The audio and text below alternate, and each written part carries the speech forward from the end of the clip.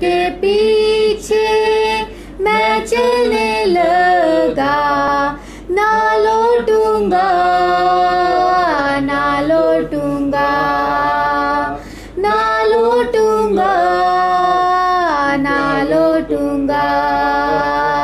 संसार को छोड़ के सलीब को लेके, संसार को छोड़ के सलीब को लेके, संसार को छोड़ के सलीब को लेके, ना लौटूंगा, ना लौटूंगा, ना लौटूंगा, ना लौटूंगा।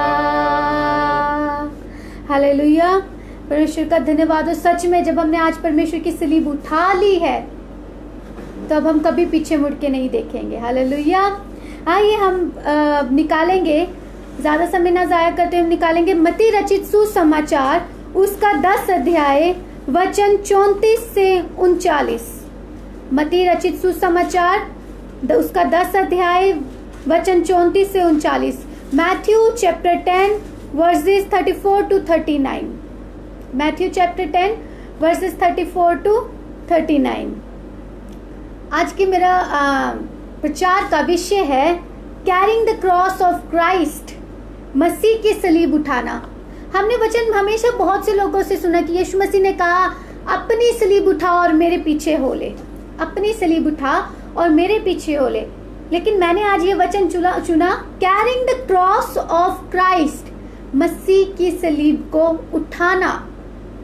ये कैसा वचन है? मसीह की सलीब को उठाना, मसीह ने तो अपनी सलीब उठा ली। आज हम जिस दुनिया में रहते हैं, हमने क्रूस के शब्द को बहुत ही लाइटली ले लिया है। शब्द क्रॉस को हमने बहुत ही हल्के में आज लिया हुआ है। अगर कोई क्रूसीकरण की बात करता है, क्रूसीफिक्शन की बात करता है, क्रॉस की बात करता है, क्रूस की बात करता है, तो हमें सिर्फ ये दो, एक क्रूस, एक सिर्फ एक याद आता है। लेकिन हम उसके पीछे जो बैकग्राउंड है, जो हुआ है, हम वो ही नहीं याद करते। आजकल के टाइम में अगर लोगों को कहा जाए कि क्रूस उठाना, तो कई लोग गले में चेन डाल के क्रूस डालने को बहुत ही गर्व की बात समझते कि हाँ, मैं यीशु मसीह का क्रूस अपने साथ लिए चलता हूँ। कई लोग हाथों में टैटूज बनवाते हैं और हम देखते हैं मूवीज के अंदर क्रूस उठाकर रोल पता किसको दिया जाता है? विलेन को। हम देखेंगे ना, जो विलेन होगा उसके गले में एक रोजरी होगी, उसमें क्रॉस डाला होगा और वो उसमें क्या दिखाते कि हाँ, ये बहुत ताकतवर बंदा है, इसने क्रूस पहना हुआ है, ये मारने कूटने वाला, लड़ाई झगड़े वाला बंदा, इसको हम एक बार बोलेंगे ये हमारे लिए 10 लोगों को मार कर आ जाएगा। हम ये देखते हैं। कई लोगों को लगता क्रूस उठाने का मतलब ये है कि मैं तो बहुत गरीब हूँ, मैं प्रार्थना भी कर रहा हूँ, मैं तो बहुत गरीब हूँ, या मेरे ऊपर बहुत कलेश है, या मैं बहुत बीमारी से गुजर रहा हूँ, ये क्रूस उठाना है। नहीं मेरे प्रियो, इनमें से कोई भी बात हमारा क्रूस उठाना नहीं है। इसमें से कोई भी बात क्रूस उठाना नहीं है। कई बार हमें यह भी लगता है कि हमारा हर दिन का जो बोझ है, हमारे दिन की जो परेशानी में है, वो हमारा क्रूस उठाना है। शायद ये प्रॉब्लम हम पर इसलिए पड़ रही है क्योंकि हम परमेश्वर के साथ चल रहे हैं। शायद चाहे गलती अपनी ही हो, हम उसको कहाँ ले लेते हैं कि हम मसीह में अच्छे से चल रहे हैं ना, हम परमेश्वर के बंदे हैं, हम तो कभी गलत हो ही नहीं सकते, इसीलिए ये शायद प्रॉब्लम हम पर आ रही है। नहीं मेरे प्रियो, आज हम सीखेंगे कि मसीह का क्रूस उठाना, क्रूस उठा के चलना, इसका मतलब क्या है। आइए हम वचन को पढ़ेंगे। मत्ती 10 अध्याय उसका 34 से 39 वचन। यीशु के आगमन का परिणाम। यह न समझो कि मैं पृथ्वी पर मिलाप कराने आया हूँ। मैं मिलाप कराने नहीं, पर तलवार चलाने आया हूँ। मैं तो आया हूँ कि मनुष्य को उसके पिता से, और बेटी को उसकी माँ से, और बहू को उसकी सास से अलग कर दूं। मनुष्य के बैरी उसके घर ही के लोग होंगे। जो माता या पिता को मुझसे अधिक प्रिय जानता है, वह मेरे योग्य नहीं, और जो बेटा या बेटी को मुझसे अधिक प्रिय जानता है, वह मेरे योग्य नहीं, और जो अपना क्रूस लेके मेरे पीछे ना चले, वह मेरे योग्य नहीं। जो अपने प्राण बचाता है वह उसे खोएगा, और जो मेरे कारण अपना प्राण खोता है वह उसे पाएगा। हालेलुया। परमेश्वर का वचन पढ़े जाने और सुने जाने पर आशीष हो। परमेश्वर का धन्यवाद हो एक बार फिर से इस वचन के लिए जो उसने दिया, ताकि हम इस वचन में से देख सके, कुछ नई बातों को सीख सके। हमने वचन में पढ़ा कि ये ना समझो कि मैं पृथ्वी पर मिलाप कराने आया हूँ, मैं मिलाप कराने नहीं पर तलवार चलाने आया हूँ। ये किसने कहा? ये यीशु मसीह ने कहा, मैं मिलाप करवाने नहीं आया, मैं तलवार चलाने आया हूँ। हम देखते हैं इस वचन से पहले, इस अध्याय इस 34 से 39 वचन से पहले 8वें 9 अध्यायों में हम क्या देखते हैं कि यीशु मसीह चंगाई कर रहा है, लोगों को चंगा कर रहा है। उन्होंने एक मुर्दे को भी जिलाया और उसके बाद उन्होंने 12 चेलों को चुना।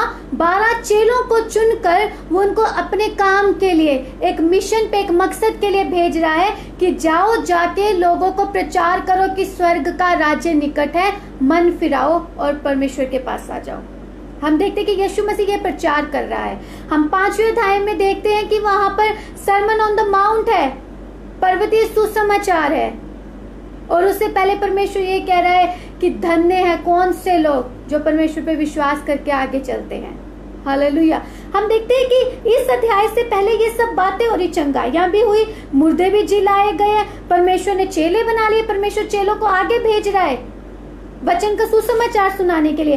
लेकिन हम यहाँ पर क्या देख रहे हैं? यहाँ लिखा है कि परमेश्वर ने कहा मैं पृथ्वी पर मिलाप कराने नहीं पर तलवार चलाने आया हूँ। अरे ये क्या बात है? यीशु मसीह ने कहा मैं शांति का राजा हूँ। हमने अलग अलग वचनों में हम देखते हैं कि सबसे पहले जब यीशु मसीह का जन्म हुआ था तो स्वर्गदूत आए, स्वर्गदूतों ने क्या कहा कि आज शांति का राजा जो इस दुनिया में शांति लेकर आएगा वो उत्पन्न हुआ है। पर ये यहाँ पर क्या लिखा है? जब हम यीशु मसीह के बारे में हम सुनते हैं या पूछते हैं या बात करते हैं तो उसके गुण हमारे माइंड में सबसे पहले क्या आते हैं? वो दया करने वाला, वो प्यार करने वाला परमेश्वर है, वो हमें गिरते हुए को उठाने वाला परमेश्वर है, वो तो बड़ा ही अनुग्रहकारी परमेश्वर है, सबसे पहले हमारे माइंड में आता है। लेकिन यहाँ पर हमें यीशु मसीह का एक अलग ही चेहरा नजर आता है, जिसको कोई देखना नहीं चाहता, जिसको कोई सुनना नहीं चाहता। वो क्या है कि मैं मिलाप करवाने नहीं आया, मैं तलवार चलाने आया हूँ। यीशु मसीह तो शांति का राजा है। यशाया उसका 9 अध्याय 5 से 7 में क्या लिखा है हम पढ़ेंगे। यशाया उसका 9 अध्याय उसका 5 से 7 वचन, इसमें लिखा है क्योंकि युद्ध में लड़ने वाले सिपाहियों के जूते और लहू में लथड़े हुए कपड़े सब आग का कोर हो जाएंगे, क्योंकि हमारे लिए एक बालक उत्पन्न हुआ, हमें एक पुत्र दिया गया है और प्रभुता उसके कांधे पर होगी और उसका नाम अद्भुत युक्ति करने वाला, पराक्रमी परमेश्वर, अनंत काल का पिता और शांति का राजकुमार रखा जाएगा। शांति का राजकुमार मतलब जो सब में सिर्फ सुकून, चैन, अमन और शांति ही फैलाएगा। पर हमें यहाँ क्या देखने को मिल रहा है? हमने मत्ती में क्या पढ़ा कि यीशु मसीह ने कहा मैं मिलाप करवाने नहीं, मैं तलवार चलाने आया हूँ। No peace, not peace but a sword. ये यहाँ पर यीशु मसीह अपना मकसद बताता है कि मैं इस दुनिया में क्यों आया, मकसद क्या है यीशु मसीह का आने का। यहाँ पे यीशु मसीह बहुत स्ट्रेट फॉरवर्ड है, डायरेक्ट बोल रहे हैं, वो घुमा फिरा के नहीं कोई बात कर रहे। कई हमें आदत होती घुमा फिरा के कोई बात, मुद्दे पर डायरेक्ट नहीं आना करने की, घुमा फिरा के बात करने की। लेकिन यहाँ पे हम यीशु मसीह का सिर्फ एक बहुत ही अलग चेहरा देखते हैं, जिसकी हम आराधना करते हैं वो तो शांति का राजकुमार है। लेकिन यहाँ तलवार चलाना क्या है, मैं इसके बारे में कुछ बातें आपको बताना चाहूंगी। बहुत से अन्य जाति के लोग इस वचन को ना गलत ले जाते हैं और वो लोगों को गलत प्रचार करते हैं कि यीशु मसीह कभी शांति देने नहीं आया, वो तो तलवार चलाने आया।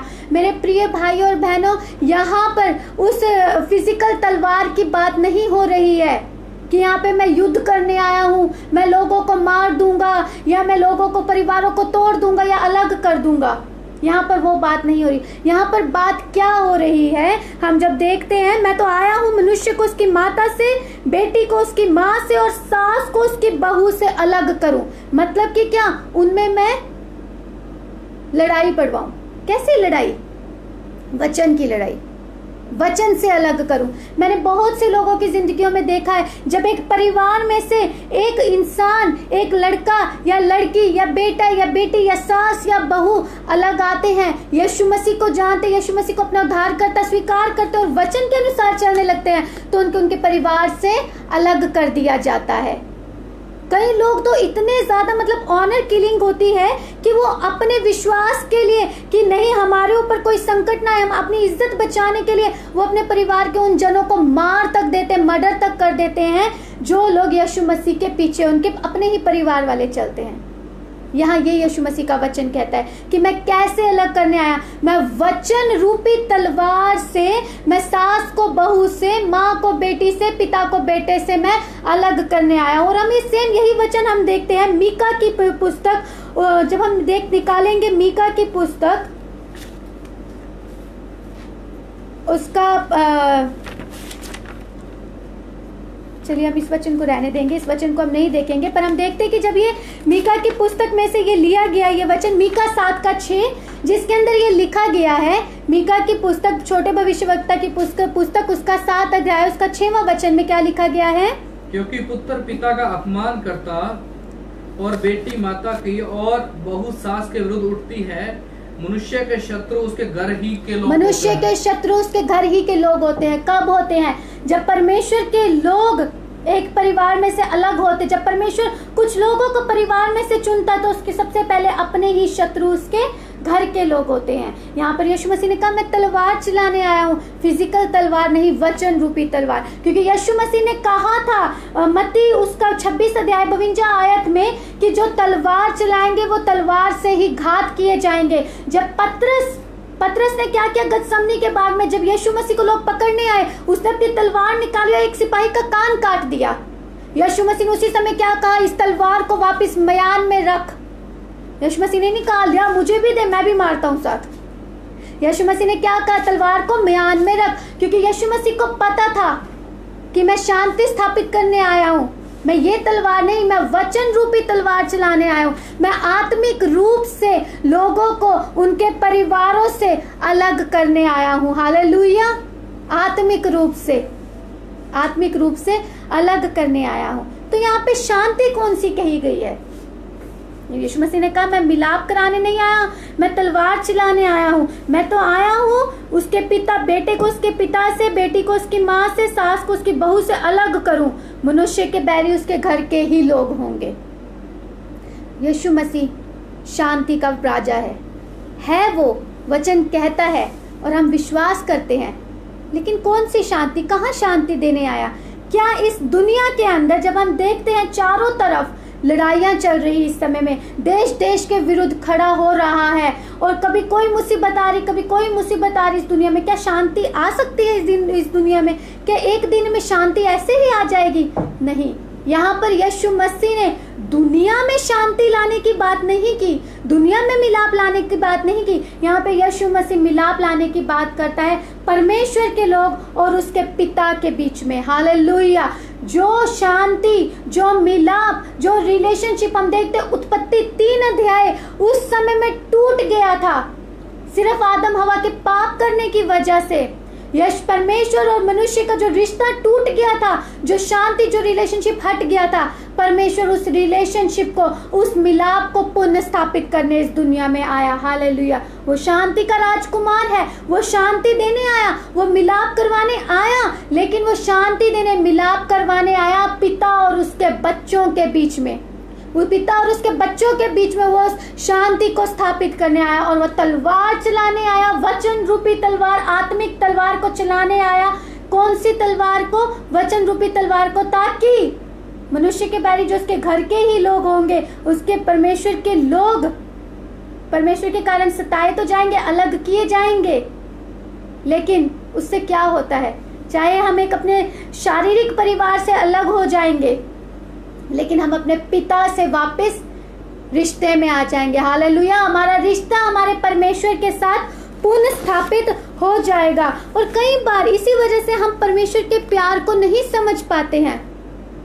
कई बार अगर मेरे परिवार ने बोल दिया कि नहीं, आपने ये नहीं करना या वो नहीं करना, परमेश्वर के रास्ते में नहीं चलना, तो हम पीछे भी हट जाते हैं कि कहीं हमें मार ना दे, कहीं हमारी जायदाद ना हमसे छीन ले, पता नहीं कहीं हमें, अगर हम परमेश्वर के पीछे चलने लग गए तो मेरे परिवार, मेरे रिश्तेदार वाले क्या सोचेंगे।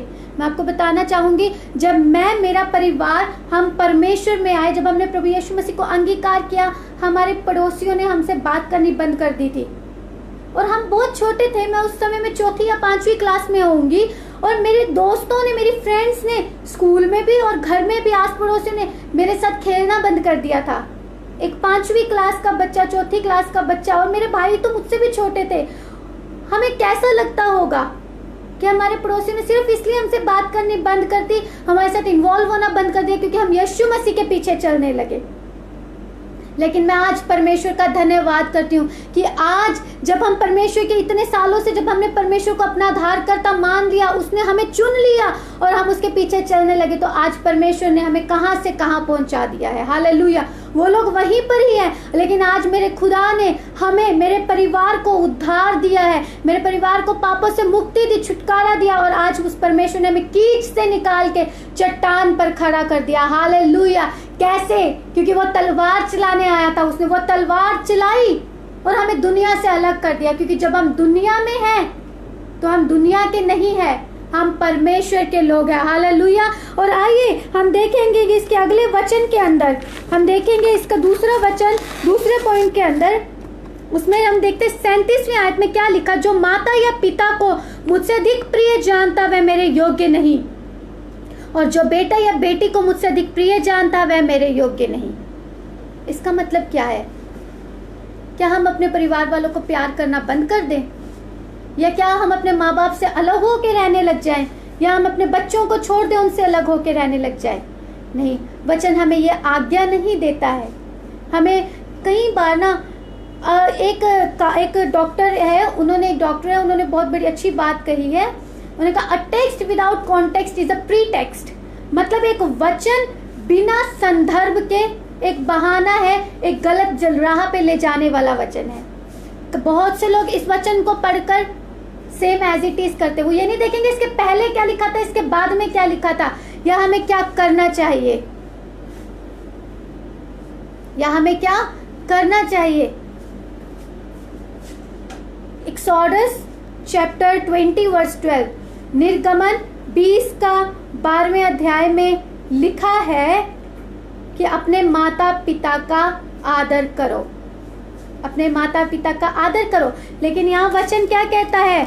जो माता या पिता को मुझसे अधिक प्रिय जानता है वह मेरे योग्य नहीं है। नहीं, परमेश्वर ये आज्ञा नहीं देता। उसके आगे बात भी ये भी लिखा है, या बेटी को या पत्नी को या बेटे को मुझसे अधिक प्रिय जानता है। इफिसियों 5:25 में लिखा, अपने पति पत्नी को एक दूसरे को प्रेम करो, एक दूसरे के साथ प्रेम से रहना है। लेकिन हमें पता है कि अगर मेरी मम्मी को, मेरे पापा को कोई हल्का सा दर्द होगा तो मैं किस एक्सटेंट तक जा सकती हूँ या जा सकता हूँ उनको ठीक करने के लिए, है ना। अगर मेरे बच्चे को थोड़ी सी भी चोट आएगी ना, मैं किस हद तक अपने बच्चे को ठीक करने के लिए जा सकता हूँ या जा सकती हूँ, है ना। परमेश्वर वही प्यार हमसे चाहता, उससे बढ़ के हमसे चाहता है कि हम उससे प्यार करें। जिस तरह हम अपनी देह को या अपने माँ बाप को या अपने पति पत्नी को, अपने बच्चों को प्यार करते हैं ना, परमेश्वर कहता तुम मुझसे उससे कहीं गुना ज्यादा प्यार करो। मतलब क्या? परमेश्वर को प्रायोरिटी देना है, परमेश्वर को प्राथमिकता देना है। ये परमेश्वर हमसे चाहता है। ये नहीं चाहता तुम अपने माँ बाप से अलग हो जाओ या उनको प्यार ना करो या अपने बच्चे को या अपने पति पत्नी को प्यार ना करो। परमेश्वर ये नहीं चाहता, परंतु ये चाहता है कि जिस हद तक तुम उन्हें प्यार करते हो उससे कहीं ज्यादा मुझे प्यार करो। हर काम में, हर कार्य में मुझे प्राथमिकता दो। हालेलुया। इससे मैं एक बात बताना चाहूंगी कि कई लोग जब जॉब करते हैं तो कई लोग अपने कामों को बहुत हल्के में लेते हैं, है ना। कोई बात नहीं, मुझे कह दिया जब जितना मेरे से होगा उतना मैं कर दूंगा, जितना टाइम मुझसे होगा उतना टाइम मैं अपना काम कर दूंगा ऑफिस में, जब नहीं होगा मैं मना कर दूंगा, मुझे क्या, इतनी कोई टेंशन नहीं है, इतनी कोई परवाह नहीं, अगर मुझे निकाल भी देंगे कोई बड़ी बात नहीं है। मेरे प्रियो, ये बहुत गलत बात है। मैं ये आपसे क्यों बोल रही हूँ? यहाँ पे परमेश्वर हमें कहता है कि जो अपने माँ बाप से ज़्यादा प्यार करता है, अपने बच्चों से, पति पत्नी से ज़्यादा प्यार करता है, वो मेरे योग्य नहीं है। लेकिन इसका मतलब ये नहीं है कि हमने अपने लोगों की इज्जत नहीं करनी है, या जो परमेश्वर ने हमें काम दिया, आशीष दी, उसकी इज्जत नहीं करनी है। एक मैं बात बताना चाहूँगी कि Christian should be known as a good worker and as a hard worker at work. एक मसीह व्यक्ति अपने काम में एक अच्छा काम करने वाला, एक अच्छे बिहेव वाला, एक अच्छी तरह से सब चीज़ों को टैकल करने वाला मसीह व्यक्ति कहलाना चाहिए। उसमें से दिखना चाहिए कि ये अलग है, ये परमेश्वर का लोग है। Christian should be known as a good parents and a committed spouse. जो मसीह व्यक्ति है वो एक अच्छा माता पिता भी कहलाना चाहिए, और एक अच्छे पति पत्नी, एक समर्पित पति अपनी पत्नी को और पति अपने पति को, पत्नी अपने पति को एक अच्छे समर्पित कहलाने चाहिए। और तीसरी बात, Christian should be known as a good committed to Christ above all else. मतलब एक मसीह व्यक्ति सब बातों से ऊपर परमेश्वर को समर्पित एक अच्छा व्यक्ति कहलाना चाहिए। वो क्यों? वचन कहता है कि तुमने किसी को प्रेम नहीं करना, लेकिन परमेश्वर ने कभी हमें ये नहीं बोला कि तुमने किसी का आदर नहीं करना है। जो परमेश्वर ने हमारी जिंदगी में हमारे लिए लोग दिए हैं, काम दिए हैं, चीजें दी है, हमने उन सभी की इज्जत करनी है, उन सभी का आदर करना है, उन सभी को हमने समर्पित रहना है। लेकिन उससे ऊपर हमने किसमें समर्पित रहना है? परमेश्वर में, मसीह को अपने आप को समर्पित करना है। हालेलुया। और हम देखते हैं तीसरे इसके पॉइंट की ओर, जो हमें वचन 38 से 39 की तरफ मिलता है, और जो अपना क्रूस लेकर मेरे पीछे ना चले वह मेरे योग्य नहीं।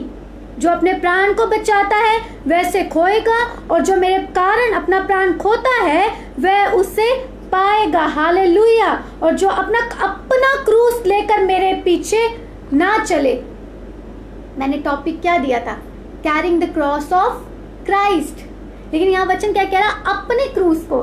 मैंने क्यों ये वचन आज टाइटल में लिया, carrying the cross of Christ, मसीह के क्रूस को उठाना? क्योंकि जब तक हम परमेश्वर के क्रूस को नहीं समझते कि उसने जो क्रूस उठाया हमारे लिए, जो उसने दर्द यातनाएं हमारे लिए सही, तब तक हम अपने क्रूस को भी नहीं उठा सकते।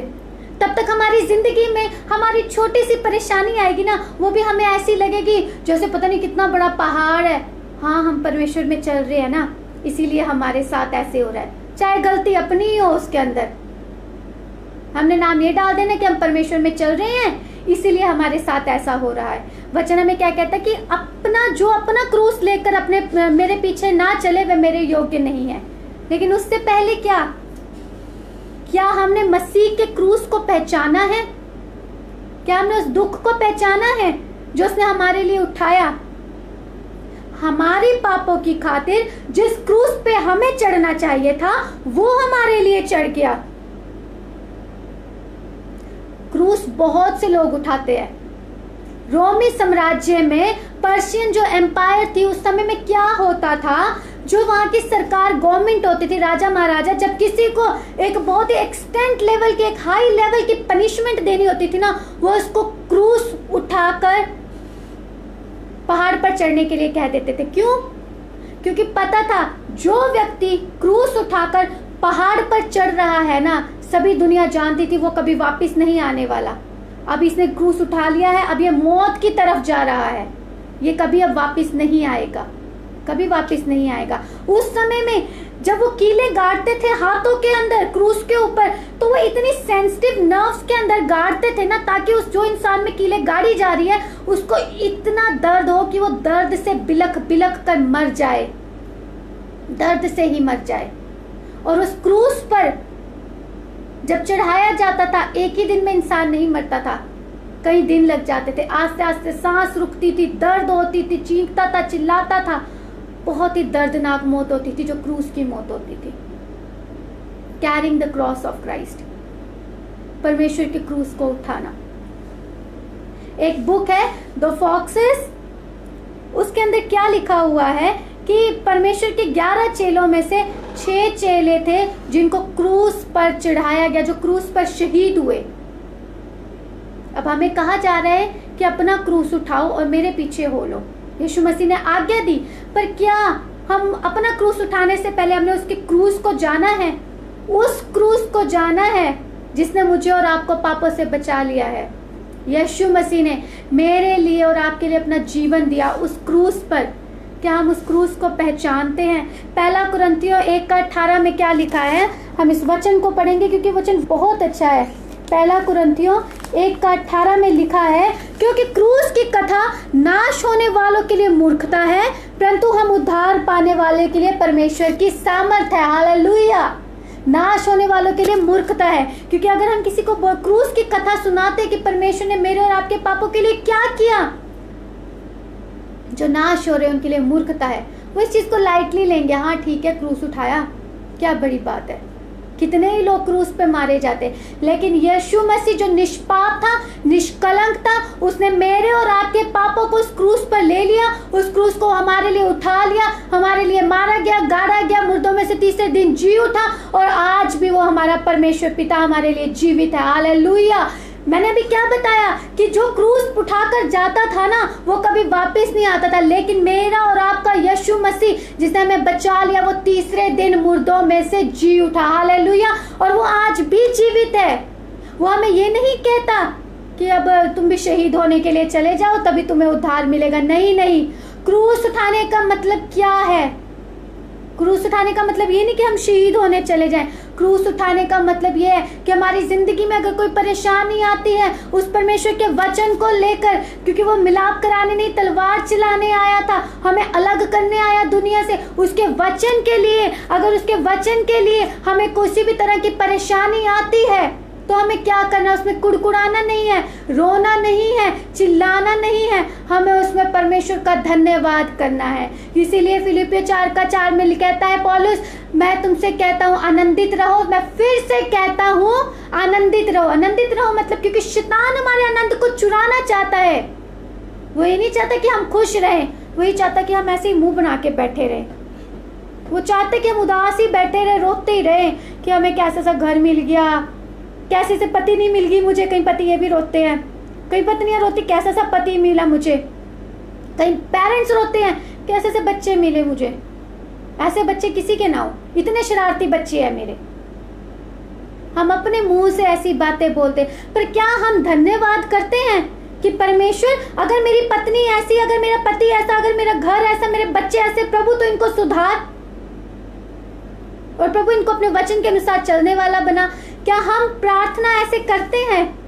कई लोगों से मुझे एक कंप्लेंट बहुत सुनने को मिलती है कि मेरे परिवार वाले प्रार्थना में बैठते नहीं है, मेरा भी फिर प्रार्थना करने का दिल नहीं करता जब यही नहीं इकट्ठे होके बैठते। परिवार के साथ प्रार्थना करनी बहुत जरूरी है, परंतु क्या हमारा पर्सनल रिलेशनशिप उस खुदा के साथ है? क्या हम अकेले बैठकर उस खुदा से हम प्रार्थना करते हैं, उस खुदा के साथ समय बिताते हैं, और हम प्रार्थना करते कि प्रभु ये जो क्रूस तूने मुझे दिया है, इसको उठाने के लिए मुझे बल दे, हिम्मत दे, ताकत दे। क्या हम ये प्रार्थना करते हैं? परमेश्वर ने कहा अपना क्रूस उठा मेरे पीछे हो ले, पर क्या हम ये प्रार्थना करते कि प्रभु तूने जो इतना भारी क्रूस उठाया, परमेश्वर पर हर तरह की मुश्किल आई, परेशानी आई, घर से भी, परिवार से भी, दुनिया से भी, शारीरिक भी, मानसिक भी, आत्मिक भी, शैतान तक ने यीशु मसीह की परीक्षा ली। यीशु मसीह का क्रूस उठाना कोई आसान नहीं था, बहुत ही मुश्किल था। क्या हम इस चीज को समझते हैं? हम सोचते प्रभु को थोड़ी ना पता है मैं किस परेशानी से गुजर रहा हूं या गुजर रही हूं। मेरे प्रियो, परमेश्वर सब जानता है। कोई दुनिया में ऐसी प्रॉब्लम नहीं थी जो उस पर नहीं पड़ी है। उसने हर तरह की पीड़ा यातनाएं सही है, फिर भी उसने खुशी से परमेश्वर से कहा, हे पिता, मेरी नहीं तेरी मर्जी पूरी हो। हालेलुया। वो आपके और मेरे पापों के लिए मारा गया, गाड़ा गया, और मुर्दों में से तीसरे दिन जी उठा, और वो आज भी जीवित है। कैसे हुआ? खुशी से, आनंद से। एक मैं कहानी बताना चाहूंगी आप लोगों को। एक बार क्या हुआ कि परमेश्वर ने दो चेलों को सड़क पे खड़ा किया, और दोनों चेलों को एक एक क्रूस पकड़ाया, लकड़ी का भारी भारी, एक दोनों को एक वेट का क्रूस एक एक पकड़ा दिया, और उन्होंने, परमेश्वर ने कहा कि तुम इस सड़क के इस कॉर्नर से उसके दूसरे कॉर्नर तक पहुंचो, और मैं वहां तुम्हारा इंतजार कर रहा हूं, मैं तुम्हारा इंतजार कर रहा हूं। पहले चेले ने क्या किया? क्रूस उठाया और वो चलने लगा। बहुत ही आराम से चल रहा है, आराम से चलते चलते चलते वो उसी दिन जिस दिन क्रूस उठाया था, क्रूस पकड़ाया गया था, उसी दिन वो वहां पर उस शाम तक पहुंच गया। यीशु उस खुदा के पास पहुंचा और उस खुदा ने क्या कहा? शाबाश बेटा, वेरी गुड, मैं तुझसे बहुत खुश हूं। अब दूसरा व्यक्ति, दूसरा चेला जिसको क्रूस दिया गया, वो गिरता पड़ता रोता बिलखता हुआ, क्रूस उठा उठा के टूटते हुए वो चलने लगा और दूसरे दिन वो खुदा के पास वहां पहुंचा सड़क के किनारे। और उसने जाते क्या किया? क्रूस को सबसे पहले खुदा के चरणों में गिरा दिया और गिराकर कहा कि दिस इज नॉट फेयर, ये गलत बात है, मुझे तो आपने इतना भारी क्रूस उठाने को दे दिया, इसको आपने हल्का क्रूस दिया। परमेश्वर ने कहा नहीं, मैंने तो दोनों को एक ही वेट का क्रूस दिया है। फिर उसने कहा फिर ऐसा क्यों हुआ कि ये व्यक्ति, ये चेला इतनी आराम से क्रूस उठाकर ले गया और मुझे मेरा क्रूस इतना भारी लगा और मैं इतना परेशानी में, दुख में, तकलीफ में आके मैंने क्रूस उठाकर मैं पहुंचा। परमेश्वर ने उसे उत्तर दिया, क्योंकि पहला चेला सेम भार, सेम दुख, सेम परेशानी इसके समय में भी, इसकी सड़क में भी थी क्रूस उठाकर चलने में, लेकिन इसने क्या किया? ये अच्छे विचारों से कि मैं खुदा के पास जाने वाला हूं, मैं उस खुदा से मिलने वाला हूं जिसने मुझे कार्य दिया, एक मकसद दिया है, एक खुशी से, आनंद से, आराम से वो उठाकर क्रूस ले आया, धन्यवाद के साथ, स्तुति के साथ। लेकिन तू बिलखता हुआ, रोता हुआ, चिड़चिड़ाता हुआ, कुड़कुड़ाता हुआ, मुझे ये दे दिया इतना भारी उठाने को, मैं कैसे उठाऊंगा, मैं वो, सारी कंप्लेंट्स लेकर तू चलता हुआ रोड पे आया, इसीलिए तुझे ये क्रूस भारी लगा, इसीलिए तू इस क्रूस को उठा नहीं पाया। तो इससे मतलब क्या है मेरा कहने का? कि हमारा परमेश्वर, हमारा स्वर्गीय पिता कभी भी हमारी जिंदगी में ऐसी परेशानी नहीं देगा जिसको उसने खुद नहीं सहा, या ऐसी मुश्किल नहीं देगा जिसको उसने खुद कभी नहीं उठाया, या ऐसी वो हमारी जिंदगी में तकलीफ नहीं देगा, परीक्षा नहीं देगा जिसको हम संभाल ना सके, उठा ना सके, या परमेश्वर के आगे जिसके साथ हम, जिस बोझ को हम उठा के ले जा ना सके। हालेलुया। परमेश्वर कभी हमारी जिंदगियों में ऐसी मुश्किल, ऐसी परेशानी नहीं देता। उसने कहा जो अपना क्रूस लेकर मेरे पीछे ना चले वह मेरे योग्य नहीं। मैं किसी का क्रूस नहीं उठा सकती, दूसरे का। मेरा क्रूस मुझे खुद उठाना है, क्योंकि मैं अपने पति को, अपने पिता को, माँ बाप को, बच्चों को स्वर्ग लेकर नहीं जाऊंगी, मैं सिर्फ उनको स्वर्ग का राह दिखा सकती हूँ। मैं खुद अपने आप को, अपनी आत्मा को नरक जाने से बचाऊंगी और स्वर्ग में लेकर जाऊंगी, और जो मेरे कारण अपना प्राण खोता है वह उसे पाएगा। हालेलुया। मेरे कारण अपना प्राण खोता है का क्या मतलब है? कि जिंदगी में सताव आएंगे, परेशानियां आएंगी परमेश्वर के वचन को लेकर। परमेश्वर ने कभी नहीं कहा कि तू मेरे साथ चल रहा है तो तेरी लाइफ में कोई मुश्किल या परेशानी नहीं आएगी। एक बात मैं कहना चाहूंगी, if you only want to be happy, I will never suggest you Christianity. अगर आप चाहते कि आप हमेशा खुश रहें, आनंद में रहें, केक वॉक करें। केक वॉक मतलब एक आपके लिए जो बिछोना है वो गुलाबों से ही सजा हुआ हो, तो मैं आपको कभी सजेस्ट नहीं करूंगी कि आप मसीह बने, क्योंकि हमने जैसे वचन में गाया, चले हो तुम खुदा के साथ, रास्ता सकड़ा है। खुदा का थामे रखना हाथ, रास्ता सकड़ा है। परमेश्वर के साथ चलना आसान नहीं है, क्रूस उठाकर चलना है। हर तरह की परेशानी आएंगी, परंतु अगर आप आनंद के साथ, खुशी के साथ इस अंत के समय में परमेश्वर अपना क्रूस उठाकर, मसीह की क्रूस को पहचान कर, मसीह के क्रूस को रिकॉग्नाइज करके कि उसने हमारे लिए कितना दर्द सहा है, अपने क्रूस को उठाकर चलेंगे, तभी आप आगे बढ़ेंगे। और तभी आप उस खुदा से जब उसके पास पहुंचेंगे सुनेंगे, well done my son, well done my daughter, शाबाश बेटा, शाबाश बेटी। परंतु अगर आप नहीं चलेंगे, कुड़कुड़ाएंगे, रोएंगे, तो आप कभी भी ये नहीं सुनेंगे। तो पता नहीं हम स्वर्ग पहुंचेंगे भी कि नहीं। Hallelujah.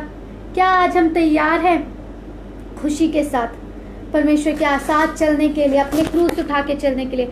Without cross of Christ in life there is no life.